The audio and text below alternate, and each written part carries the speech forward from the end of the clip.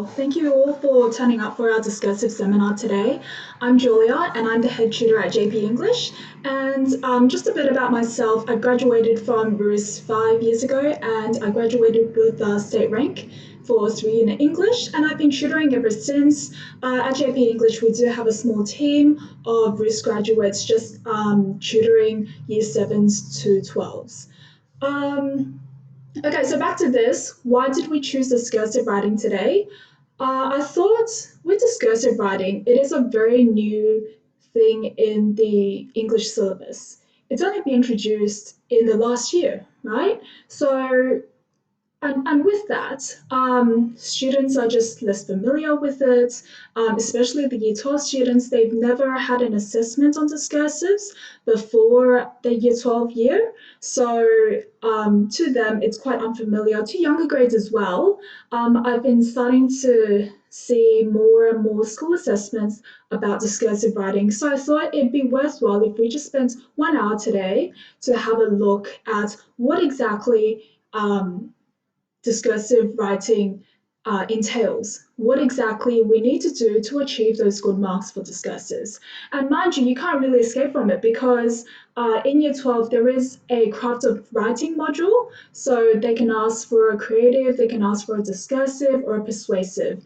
And sometimes the stimulus that they give you, it just fits very well for a discursive piece of writing. So it's just worthwhile to really know how to write one. And for today's seminar, so it is really geared for years 9, 10, 11, and 12. So years 7 and 8 might find it a little challenging, but that's okay because if you're enrolled at our tuition school, you would have already been exposed to discursive writing as early as year 7, term 2. And also, it's just worthwhile to have a listen, have a think about what discursives are so that when you're in maybe years 9 and 10 and you get a school assessment about it, you won't be totally lost. Okay, so let's have a look at what it is. And today's seminar, it's going to be 3 parts, just like our creative writing seminar a few weeks ago. The first part is just me going through what makes a good discursive. Second part is actually going through a sample and looking at what is good within that sample for us to take home and really put in our own discursives. And our third part is just looking at possible exam questions, discussing what we can do to approach these exam questions. So we're going to go to the first part now, and this is just discussing what exactly is a discursive. So for those in junior grades, you probably would have never heard of it until years 9 or 10. So let me just break it down for you. Discursive writing is different from a persuasive. It's quite similar in the sense that both of these are presenting your own arguments, right? However, for a discursive, it is presenting your argument, but also more of a meandering of thoughts. You're not there to persuade the marker to think a certain way. You're not there to say, this is my point, you have to agree with me. You're more there to say, this is my point, and then you kind of go in a meandering sort of process throughout your discursive and just discussing different elements of the point. You don't even need to come up with a clear conclusion at the end. All you need to do is stimulate thought in the reader. That's the most important thing.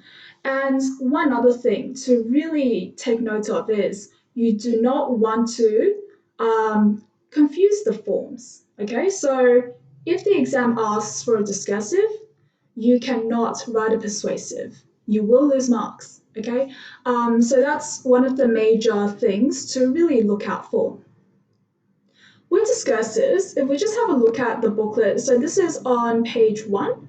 So with discursive writing, it says this is a piece of writing where you discuss viewpoints, different viewpoints towards a certain issue.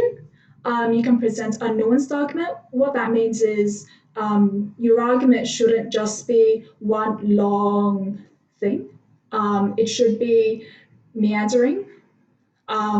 So kind of going back and forth and then going forward as well. So it's just quite progressive. Make sure whatever you do that the argument is progressive, and also that it's not just exactly the same thing repeated and repeated and repeated again. Um, so it says, unlike a persuasive, so I've already discussed that section there. So with the structure, there's no set structure. Um, we have studied, those who are enrolled, we have studied speeches in certain booklets, try to emulate that sort of structure. So if you saw those speeches, it's not like a clear intro, three bodies, and conclusion. It's more of just paragraphs with different paragraph lengths, different ideas for each, and as long as you have that progressive argument, as long as your paragraphs are filled with good literary techniques, as long as they make sense, as long as they stimulate thought, as long as they're well thought out, should be okay. And also, of course, with the sophistication, that's a really important factor. And as I mentioned, with the conclusion, you do not need to come up with your point. You don't need to say, I believe in this argument. So it's more of just like a meandering of thoughts once again. Okay. And in this paragraph, so I just talked about how you need different literary devices, try to really jam pack it with literary devices just to show that you can write with sophistication. So it's just like a creative. Remember our creative seminar a few weeks ago where I talked about, oh, you should think about why you're using certain techniques. Are you going to use a metaphor here to convey a certain mood? If so, go for it. Are you using a pathetic fallacy to do this? Are you constructing a setting here to portray this, right? So with discursives, on top of the creative devices such as metaphor, simile, personification, that sort of thing, you need to use rhetoric devices. So rhetoric devices meaning things like rhetorical questions, obviously, but also things like anaphora, chiasmus, epistrophe, that sort of thing. Okay, right. So one other thing is today for our seminar, we only have time to look at one sort of discursive, but throughout your high school career, you can be asked to write two sorts of discursives. So the first type is the more common type, and this type is more for year 12s. So they'll give you a random quote, or they'll give you some random stimulus, and they'll tell you to write a discursive about, and then some generic theme, such as the power of memory or something like that. So for this discursive, it's kind of like the persuasives that you wrote for NAPLAN, except of course it needs to be a lot more complex. It can't be a persuasive, right? But it's not based on any prescribed text. That's what I was trying to get at. The second sort of discursive that they might ask is to write on a specific prescribed text. So they'll give you a quote, for example, what makes literature valuable? And then they'll be like, write it in respect to a prescribed text that you've done.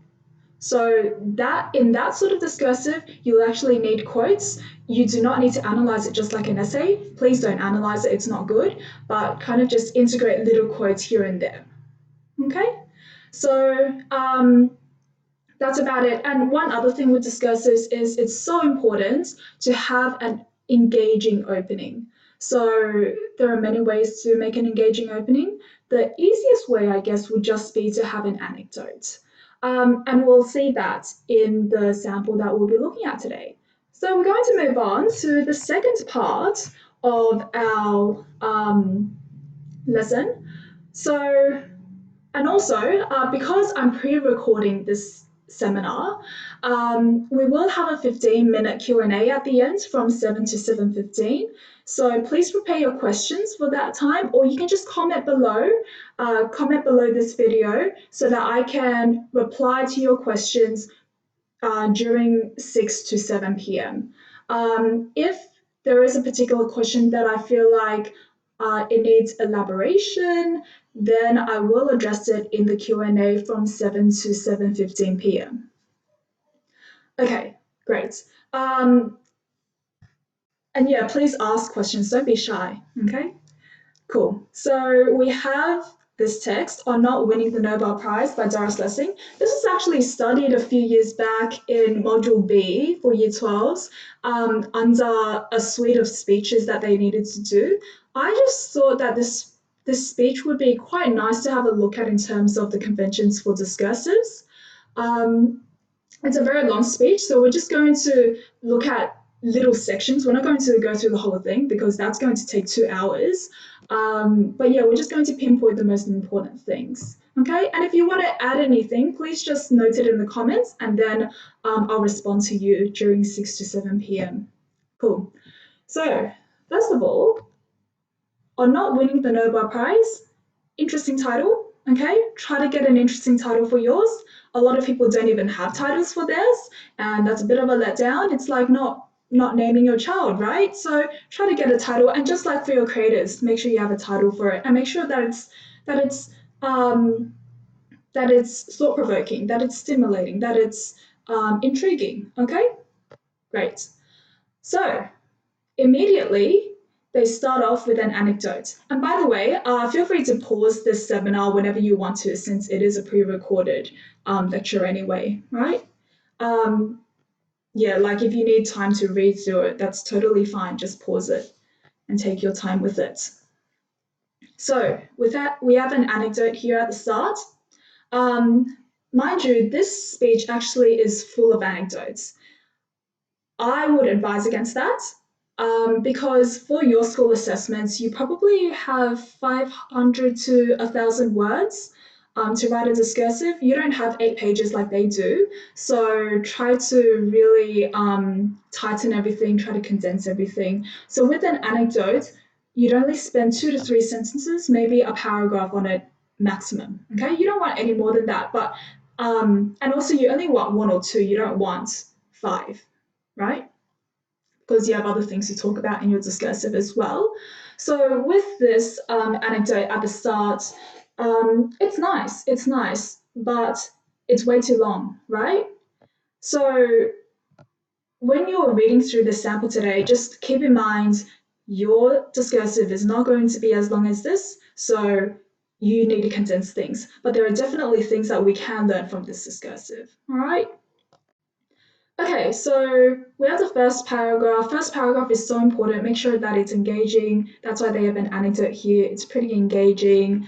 With anecdotes, it's so important to set up the setting, okay? And just like a creative, you set it up through imagery, okay? With imagery, make sure that you have more than one sense. So we as humans, we're very visual. So naturally, we gravitate towards visual imagery. However, that also means that we tend to neglect other senses. So try to get auditory imagery, try to get other sorts of imagery. Okay.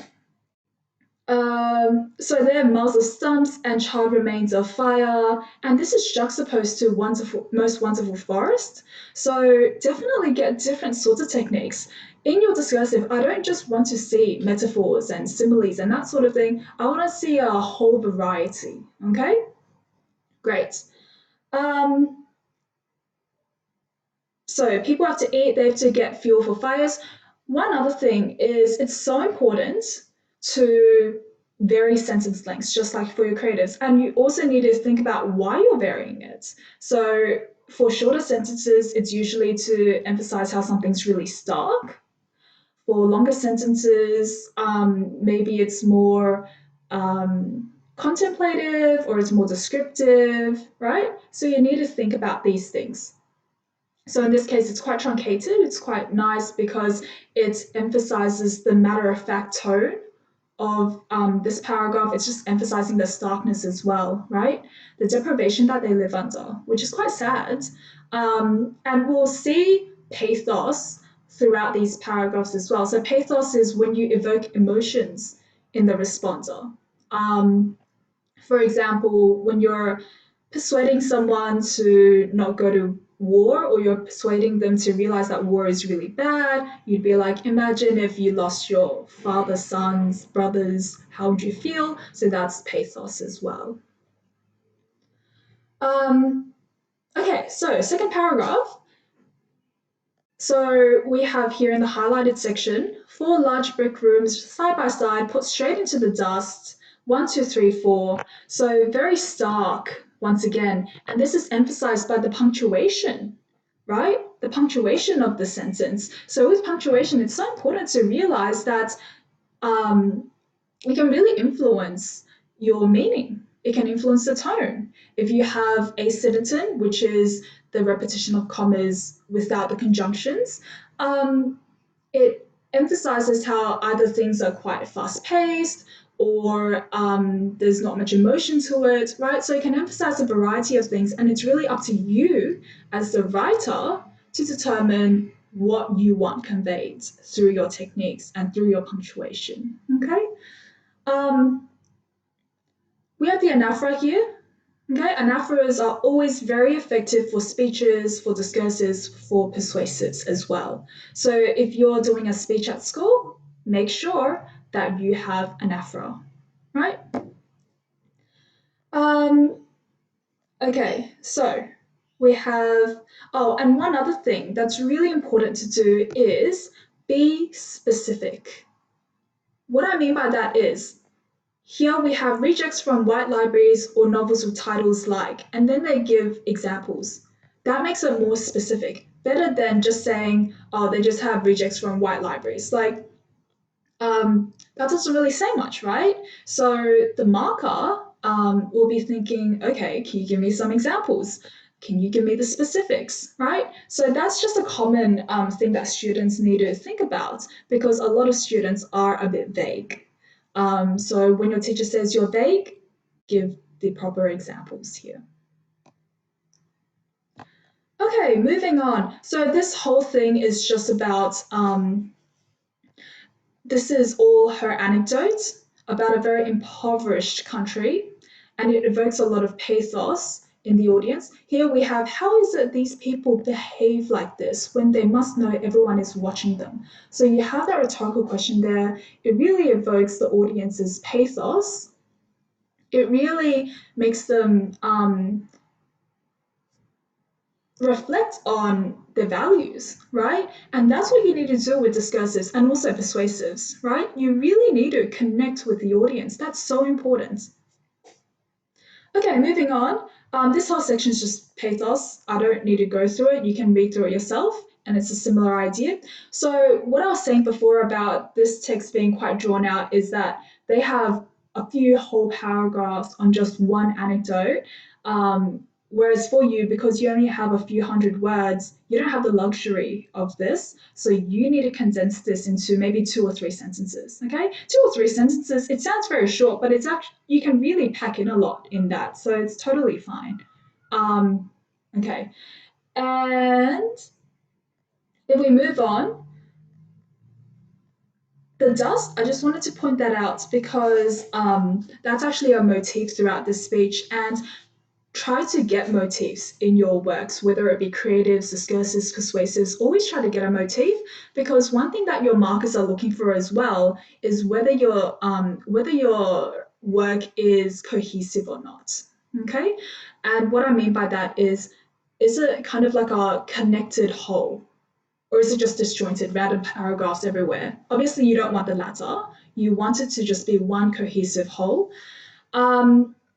So that's that. That's why I wanted to mention the motif. One other thing is, it's quite nice when you have little bits of dialogue throughout your anecdotes, but don't have too many, obviously. Just have 1 or 2. Make them very significant. In this case, it's significant because it really evokes the pathos of the audience, which is us.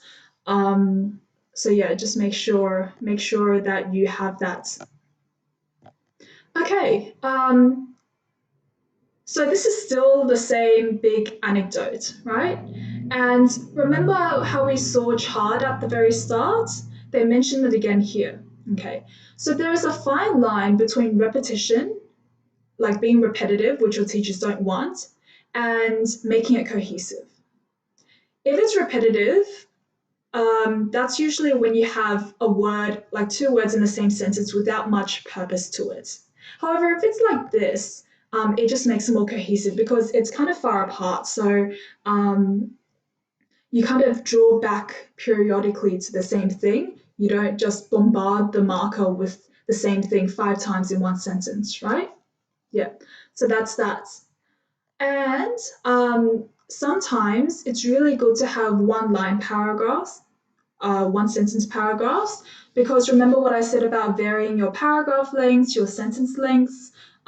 This is an example of that. They have just a single line paragraph here, and in this case, it's just to emphasize the significance of whatever they're saying here. So I'm just going to turn on the light. I'll be right back.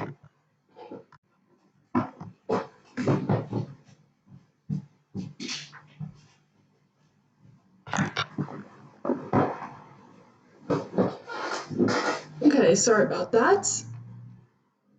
It's just getting a bit dark. Sunset time. Okay.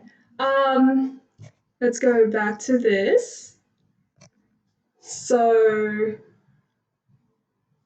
okay. So now it's just juxtaposed to a westernized, a developed country.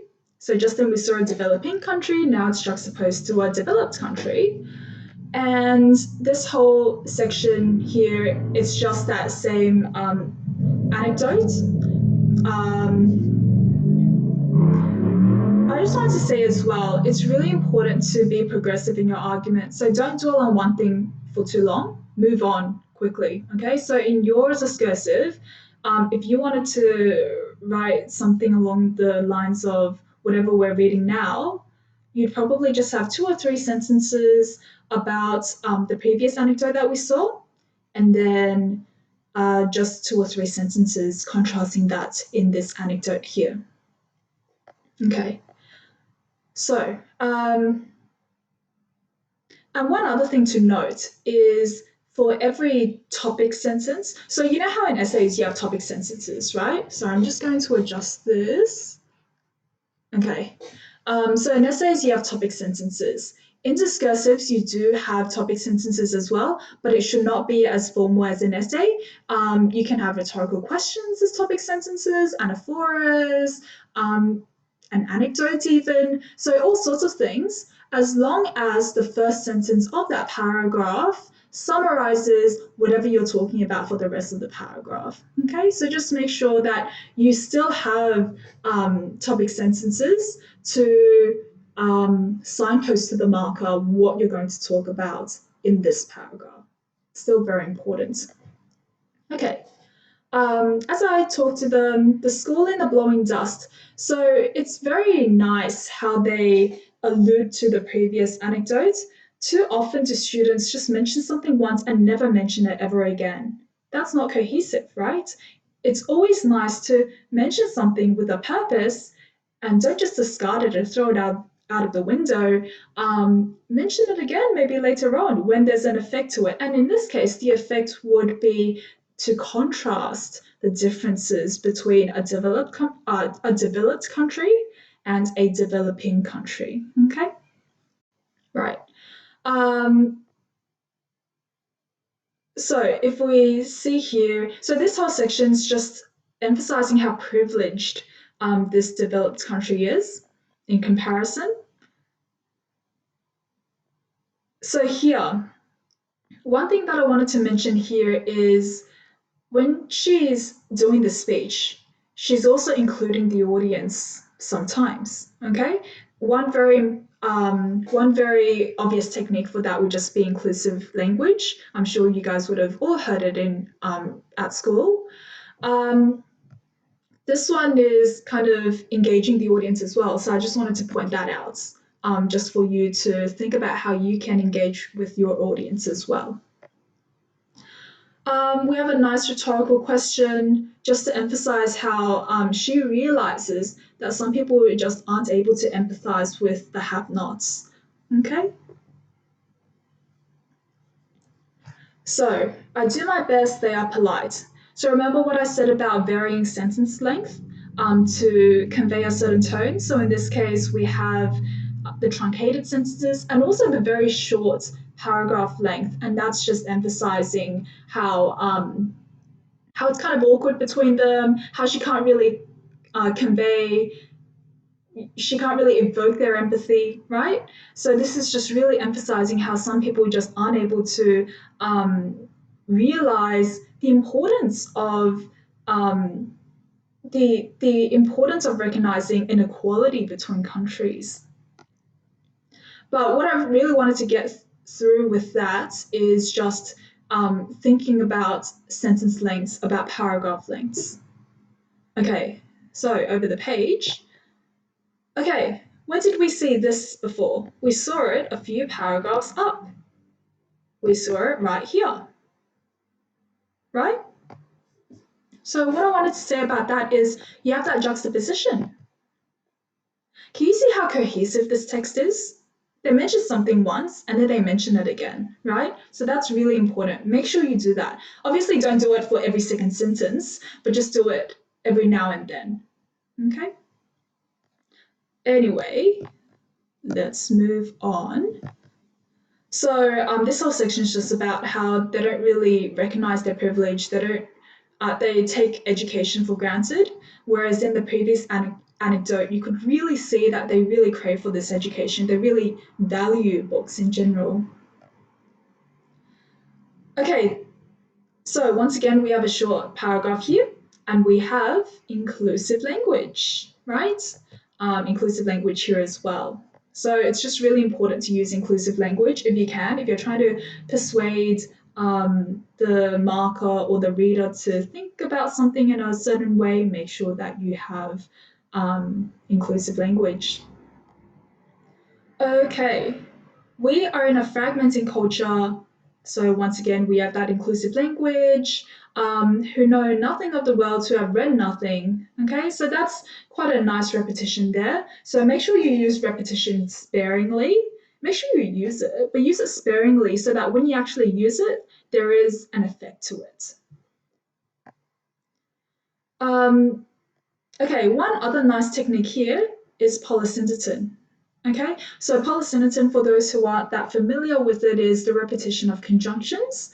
So you don't have punctuation, instead, you just have and, or, but, those sorts of words in between. It can be used in a variety of ways. Sometimes it's there to give a cadence, a rhythm to the sentence, or it's just emphasizing the monotony of something. In this case, it's just emphasizing how many amazing technological advances that they've gone through in the past few years, right? So it could be used just like any technique, it can be used in a variety of ways. It's up to you what you want to convey, right? Okay, something I wanted to mention as well is it's very important to have specific things, just like what I mentioned before, have an actual example, right?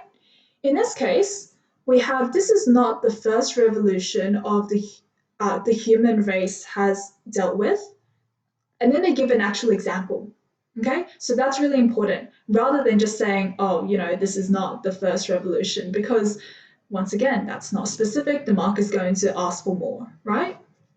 One other thing as well is it's a nice touch having it's a nice touch having a historical allusion. So historical allusion is when you allude to something in history, right? Because this kind of shows that these inventions have been throughout history. It's not just a one-time thing, right? Okay, so this whole section is just about the same thing, so we're not going to go through the entire thing. It's just the same idea. And then one more historical allusion here. So this whole paragraph here is just talking about the past and kind of deriving their evidence from the past. So they have an argument, and then they're using what happened in history to back up their argument. Reading books used to be a part of the general education. Okay, so all of this, pretty important points. We're just not going to go through it just because they don't have that many techniques. One thing to note with persuasives is you need ethos, logos, and pathos. And sometimes you can use these techniques in discursives. So for those who aren't that familiar with ethos, logos, and pathos, those are the three Aristotle's three methods of persuasion. So we have ethos, which is appealing to authority. That just means, for example, you say smoking's bad for you, right? And then someone would say, oh, how can you prove it? And then you'll be like, a medical study from Harvard University published that people with smoking had more chance of lung cancer, blah, blah, blah, right? So that's using someone else's authority to prove your point. Okay, so that's ethos. Or you could say, oh, I have a PhD in blah, blah, blah. That's why I can say smoking is bad for you, right? So that's using your own authority to prove a certain point. Logos is using logic to prove something. So, for example, actually, the reason why I mentioned ethos, logos, and pathos is because of this section. And if children cannot read, it's because they have not read. So that's an example of logos. It's quite logical. Okay. Pathos, we've already talked about. And I'm sure a lot of you would have heard what pathos is already. It's just when you are appealing to someone with emotions. Okay, so I've already mentioned all that, and you would have seen that throughout the anecdotes that we went through just then. All right. Okay, so once again, very nice, short, one-line paragraphs. Okay, and it's very impactful because we have the inclusive language, we have the pathos here, we have the inclusive again. This is very bleak. This is a warning to us, right? We need to act now, otherwise, it won't be good. It's not going to end well. Okay, what I wanted to say about this is that it's worthwhile having a proverb, or it's worthwhile having a famous quote spoken by someone who's very significant. Okay? Don't overdo it, just have one for your entire discursive. You don't want any more than that because you're being marked for your own words, right? You're not going to get any marks taking the words of someone else because that's not your own, right? So just don't overdo it. Make sure you just have, well, if you want to, you can just have one. Otherwise, don't do it at all. And this is a very nice anaphora. So make sure that you really use anaphora because it's really good for speeches and for discursives and persuasives. Okay, it's just a very nice device. Okay, so we have another anecdote. I'm not going to go through this anecdote just because it's very similar to the first anecdote that we've looked at, right? So it's the same sort of things, pathos, you have a clear sense of setting, that sort of thing. One thing that I do want to mention is they have cumulative listening here. So make sure you have a variety of techniques. Have some imagery here, have cumulative listening there, have anecdote there, have polysynoton, chiasmus, anaphora. Do all sorts of things as long as it works for whatever meaning you're trying to convey, right? Okay. We're going to move on. And another thing that I wanted to mention for this is just like before, give examples. So rather than them saying, and I see this with a lot of students, they'll be like novels of all kinds, right? So I'll be like, me as the marker, I'll be like, oh, you need to specify this. This is way too vague. So how would you specify it? This is how you'd specify it. You'd give concrete examples, okay? So that's very important. Just really take note of that. One other thing is it's nice how they have literary allusions. With literary allusions, make sure that they're there for a purpose. So in this case, I honestly don't know what this text is. I'm assuming it's not that great. It's not as good as Animal Farm. So really just think about why you're using a certain literary allusion, right? So everyone knows Animal Farm. That's why they say here is the most popular of all novels for obvious reasons, right? Okay, so, and this whole section here, this gives more background, which is quite nice, right? So the anecdote really explains what the organization does. Lots of pathos once again, but I won't really go into the nitty gritty because we've already gone through it in the previous anecdote. What I wanted to say though is that it's really important, and I've already mentioned this, it's really important to have a topic sentence. And I'll just give you an example. This sort of topic sentence, it kind of goes into, well, it's not really, yeah, okay. This is a topic sentence and it really summarizes the paragraph. And also it doesn't seem like it's a formal essay topic sentence. It's quite, it kind of just flows in to the argument, which is totally fine. Okay, that's what you need. Okay, and this is a very nice way of progressing your argument between paragraphs. So with paragraphs, it's really important to not dwell on one thing for each not dwell on the same thing amongst paragraphs. You want to progress your argument, so each paragraph needs to build on from the one before, right? And you need these sorts of nice little phrases to kind of indicate that, okay, I'm progressing to this part of the argument now, and then to that part of the argument, right? So that's just really important to note. And with the progression in argument, I just wanted to say that what we had at the start here, all of that, we had the juxtaposition between the developing countries and the developed countries. And then the argument segues to how we don't really value education anymore. And then we have a few paragraphs on that. And then it goes into how she's trying to do something to lessen this inequality. Okay, can you see how that argument shifts throughout the paragraphs? You're not just the entire way through talking about, we have this huge inequality, people aren't really taking education seriously. You're kind of going from one thing to the next thing to the next thing to the next thing very fluidly. I bet when you guys read through this, you didn't even note that, right? It didn't even occur to you, oh, this argument's changing, because it's so fluid, it's so nicely done, right? So make sure that when you're doing your own, you're thinking about how you can explore nuances in your arguments. Cool? Rather than just doing something in a straight line, right? Okay. So that's all I wanted to say for that. If we move on, and this bit here, this is the start of the next argument, right? Next part of the argument, sorry.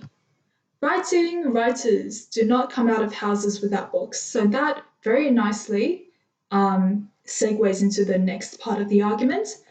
Actually, this rhetorical question is the bit which really does that, okay? So with rhetorical questions, use it with impact. Don't overdo it. If you have 500 to 1,000 words for a discursive, I don't want to see 10 rhetorical questions. I want to see maybe 3 to 5, okay? So it's all about proportion. So because their text is a lot longer than yours, then naturally they'll have more rhetorical questions, but just don't do it all in the same section of the discursive, and also don't do too many of it.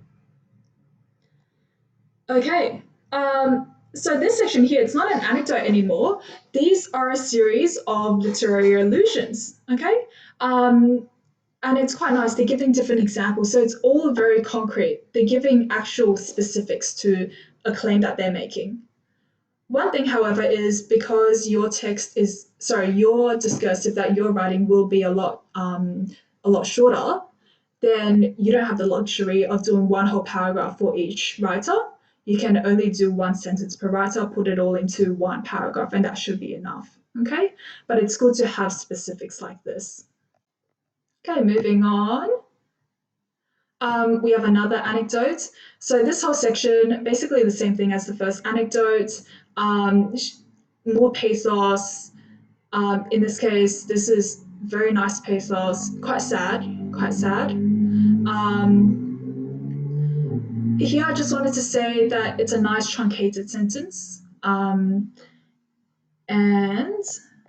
here we have a nice anaphora there, right? So once again, with anaphoras, try to use it. It's pretty cool if you do it well. Okay, so here, the only thing that's different between this anecdote and the first one, and mind you, it would be worrying for the marker if you had three whole anecdotes with the exact same idea, but if you actually read through this, you'd realize that there are differences between them, right? This one's a progression from the first anecdote. First anecdote was just talking about how people are very impoverished in a developing country. In this anecdote, it's still about that, but it's also about how people are really eager to learn how to write. Okay? However, what this anecdote is really heightening is they really want to write, but they're unable to because they were never really surrounded by literature when they were young.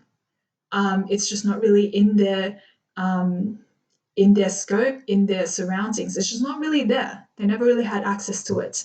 So that's what this anecdote is about. So just make sure every single anecdote that you have in your discursive, you are thinking about its purpose. You're thinking, okay, have I talked about this already? If I have, it's redundant, cut it out. If I haven't, put it in and make it good. Okay? When I say make it good, I mean have a clear sense of setting. So use imagery, use juxtaposition, those sorts of things. And also talk about how you felt in that anecdote. Some people, they'll just talk about an anecdote, but they never really discuss how did I feel? How did I respond to it? So make sure you do that, please.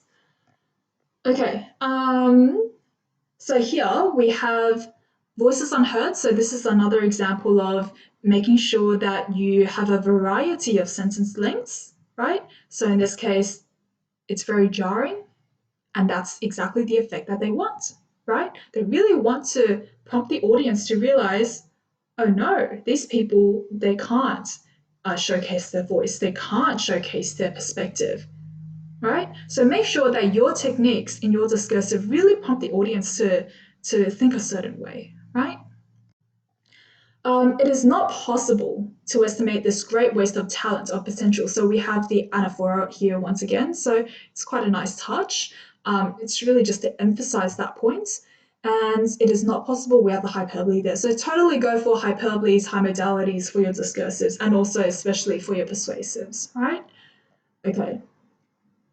And here you have a series of rhetorical questions, okay?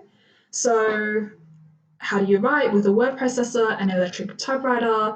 So these are just questions that writers are usually asked. Now, the reason why I wanted to talk about that is because she then goes on to talk about writers in developed countries.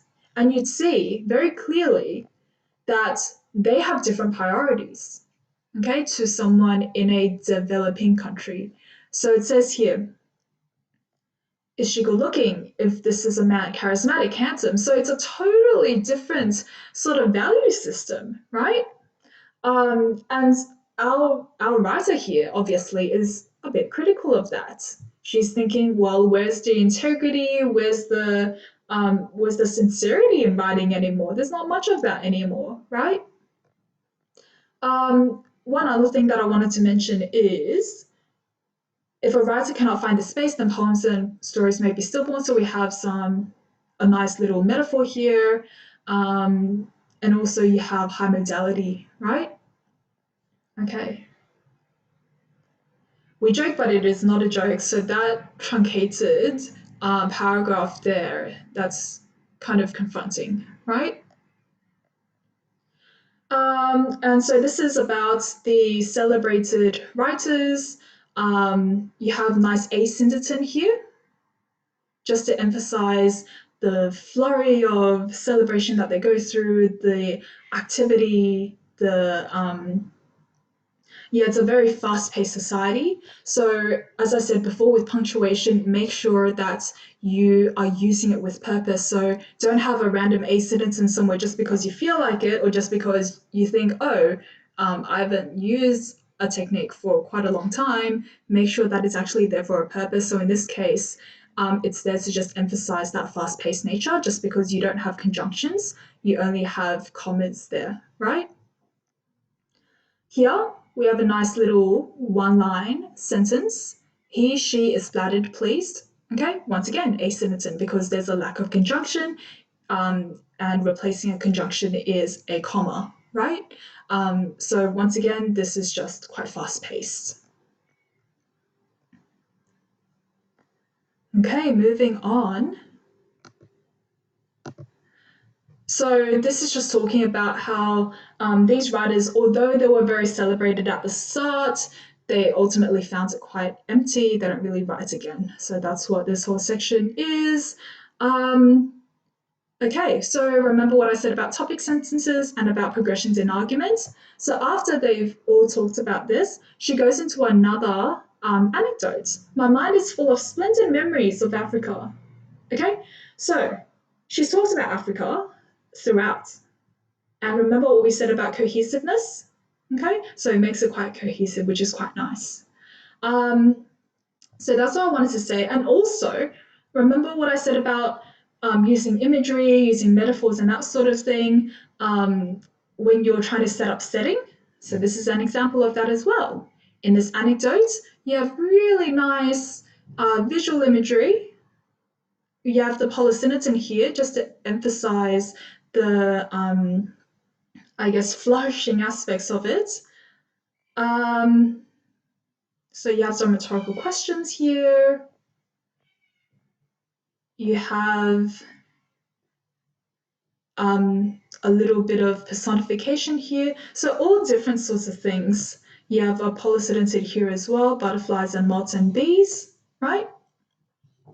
Okay, so in this whole section, you have visual imagery. Now, I would probably get auditory imagery here as well, just to make it a bit more vivid. That's the only thing. You have a bit of listing just to emphasize how vibrant the fauna here is, how many things there are here, right? So it's just a variety of techniques here that we just saw. We just saw the imagery, we just saw some polysynonym, we saw some listing, we also saw some personification. So it's worthwhile just to mix and match, have a variety of different techniques. And another topic sentence, and this segues into another part of the argument, right? There are other memories too. So it's really important to kind of segue between arguments because you, in the end, need to stimulate the marker's thoughts. You're not there to persuade them in a one-way street, right? You're there to kind of do that wavy road for them so that they themselves can also reflect on themselves. Okay. One other thing that I wanted to mention is for discursives, it's really important to not just talk about yourself, it's also important to look outwards. So, what I mean by that is you need to talk about your inner self, which is, you know, your anecdotes, your values, that sort of thing. But you also need to draw it to your surroundings, your society. What sort of contextual values does your society have? For example, if you were writing a discursive on media and technology, then you'd be talking about media and technology in our society. You'd be talking about social media platforms as well. You're not just going to talk about yourself, how you feel about it, right? And this is especially important for when you're discussing prescribed text at school. So oftentimes your prescribed text would be from a different context, for example, Shakespeare. So you'd be talking about Elizabethan or Jacobean England. You'd be talking about, maybe you'd be talking about patriarchal standards of that time. And then you'd kind of talk about your own period. So our period, we've witnessed the fourth wave of feminism. So it's just really important to think about the differences in context and as a result, how things are presented in texts, okay? Cool. So moving on, this is all just evoking pathos. I won't really go into it. It's kind of the same thing as before.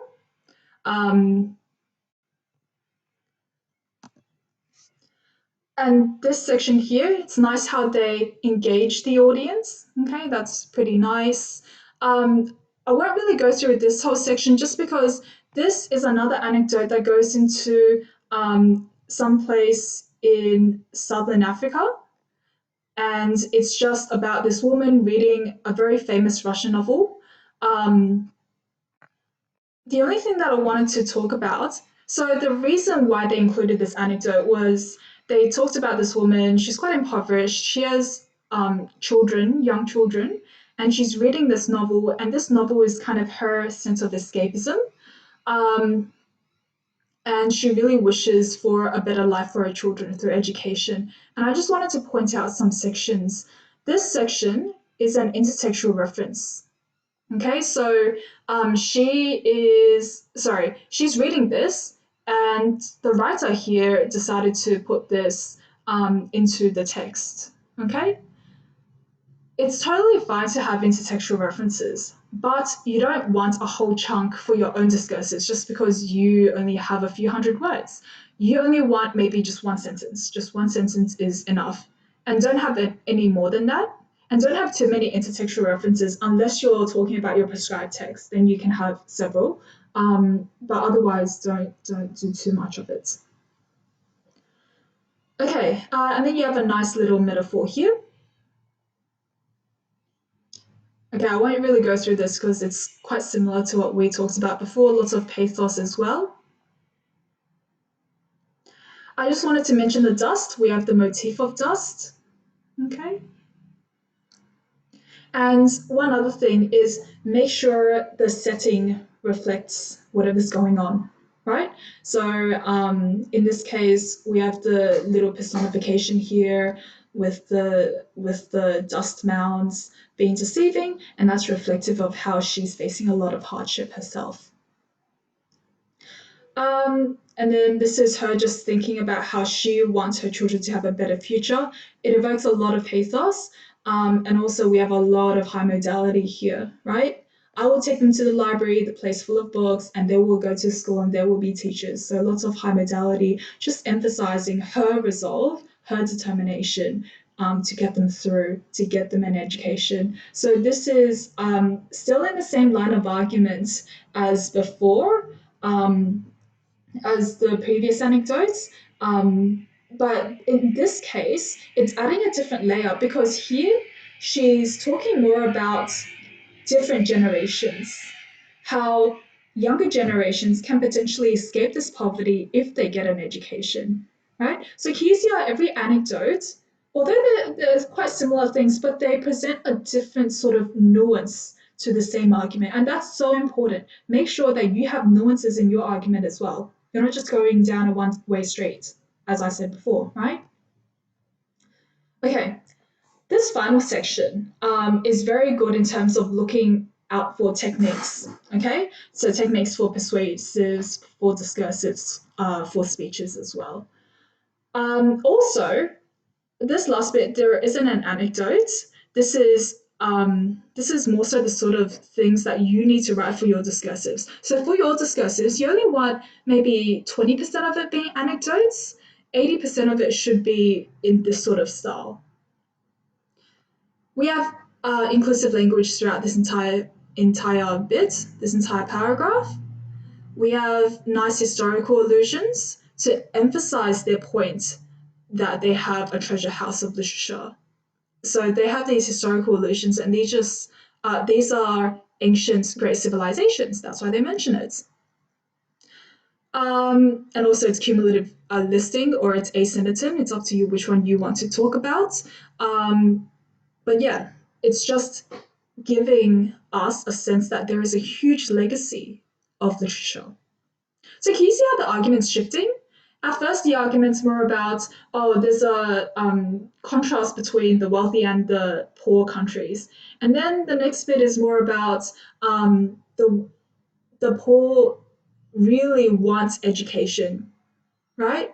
But they don't really have access to it. Third bit is about, we as a society, we're kind of losing touch with the need for education. Fourth one is more about some of the poor people in the countries in the developing countries, they're looking to raise out of poverty, right? Through education, through books.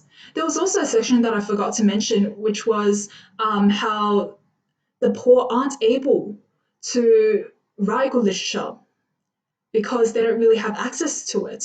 Whereas the wealthy, although they have access to it, they've completely changed the scope of what makes good literature. They're more interested in the celebrity culture. Okay, so here you see how there are these nice little nuances in arguments. So although this speech is way too long compared to yours, when you're writing your discursive, make sure that you have those nice nuances, but of course, just condense it a little, maybe just 1 or 2 paragraphs for each little section, right? Okay, so languages, poems, histories that will ever be, sorry, not one that will ever be, so we have that hyperbole there. It is there always. You have a nice punctuation, placement of punctuation to emphasize always. And then they talk about the shamans. So they're emphasizing how there's this huge legacy of storytelling. Storytelling is in our souls, it's inherent to us.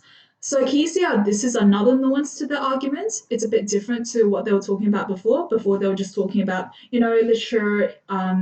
We can't really write good literature anymore. This is more about we all have the capacity to write good literature, right? So there's that nice progression in arguments. So that's all here. We have a lot of inclusives. We have nice anaphora here. We have a really nice epistrophe here. Epistrophe is the opposite of anaphora. So anaphora is the repetition of starts of successive phrases. Epistrophe is when you end successive phrases with the same sort of word or phrase, okay? And you have a nice anaphora here. You have a nice anaphora here. Also, we have a nice metaphor here. Okay, so a variety of techniques, and that's what your discursives need to look like. Okay, this is really nice because they draw back to the anecdote that they talked about initially. So that's really cohesive. So really good to see. We have the repetition of full of just to emphasize the huge excess that we live in, right? So this really confronts the audience. It really prompts the audience to reevaluate what their values are. I think it is that girl and the women who were talking about books and an education when they had not eaten for 3 days that may yet define us. This is such a nice conclusion because it really stimulates thought, right? It really makes us think. And that's what discursives need to end with. They shouldn't end with a definite conclusion. I mean, they don't need to end with that. It's nicer if they end with a thought-provoking statement. And also, it's really nice because it's cohesive since they talk about the anecdotes that we've looked at earlier, right? So that's a really nice example of how you should end your discursive. Okay, we're going to have a look at these questions. I'm just going to go through the second one. First one, you can have a think of yourself. With the second one, with stimulus prompts, just like for your creatives, always try to get a motif out of the question, okay? Because that really shows the marker that you're really engaging with the question and interpret the question a bit metaphorically. Well, in this case, it's pretty obvious that it's metaphorical, right? So they give you a quote, usually, not always. They'll give you a quote. You can interpret it however you like. In this case, you'd just be interpreting it as you need evidence before you claim anything. And I would probably get a motif out of the moon shining and the glint of light on broken glass. I probably use those as motifs throughout my answer, just to make it a whole, on a whole symbolic level, okay? And then you need to incorporate a significant textual feature. For example, so this is more for year 12s, but I think maybe in year 10 or 9, they might start getting you to do this. So you'd be studying a text, and you'll be learning the textual features for it, for example, stream of consciousness, flashbacks, that sort of thing. So in your discursive, you need to use that sort of textual feature, and you also need to link to this quote. There's also a section on reflections. We're not going to go through reflections today, but what I'm thinking is one of our free seminars later on will be going through reflections, just because a lot of students seem to be quite confused with that. So let me know in the comments below if you'd like that, or if there's something else that you want me to go through as well. So basically for your discursive, you'd be talking about, you needing evidence to prove something, but that's not good enough. You need to find a niche. You can't just say, oh, we need evidence to prove something, or is it worthwhile to find evidence, right? You need to define a niche. For example, you can talk about the focus on science and technology. Is it too much that we're focusing on science and technology, that we're disregarding religion or family values? Okay, so that could potentially be an argument. So can you see how that's a lot more specific than just a blanket sort of topic, right? So that's to give you some, that's to get you thinking about what you can potentially write about in discursives. With discursives, just like what I said about creatives last time, it's very hard to predict what the actual question is going to be. So you really need to be flexible on the day of the exam. That's why please write regularly. Okay, cool. So I'm going to end there. Thanks, guys.